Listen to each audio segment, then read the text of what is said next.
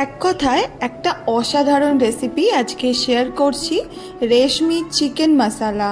এটার জন্য প্রথমে মাংস ম্যারিনেশনের জন্য 5 চামচ টক দই, হলুদ গুঁড়ো, ঝাল লঙ্কার গুঁড়ো, ধনে গুঁড়ো, কাঁচা লঙ্কা, নুন, আদা রসুনের পেস্ট, লেবুর রস দিয়ে ভালো করে মাখিয়ে নিয়েছি। এখানে ক্রিম দিতে পারেন, আমার কাছে ছিল না সেই সময়। আচ্ছা, স্মোকি এফেক্টের জন্য দিয়েছিলাম কাঠকয়লার ওপরে একটু ঘি দিয়ে, যাতে একটু স্মোকি ফ্লেভার আসে। এরপর তেল গরম করে পেঁয়াজ কুচি আর কাজু বাদাম ভালো করে ভেজে নিয়ে ঠান্ডা হওয়ার পর একটা স্মুথ পেস্ট বানিয়ে নেবো। কিছু গোটা গরম মশলা আর তেজপাতা দিয়ে পেঁয়াজের পেস্টটা দিয়ে দেবো। একদম ভাজা ভাজা হয়ে তেল ছেড়ে দিলে ম্যারিনেশন করা চিকেনটা দিয়ে সেটা ধুয়ে জল দিয়ে ভালো করে কষিয়ে সেদ্ধ হওয়া অবধি ওয়েট করব। এর ওপর দেবো গরম মশলা, সামান্য জল আর কাসুরি মেথি। ব্যাস রেডি চিকেন রেশমি মশলা।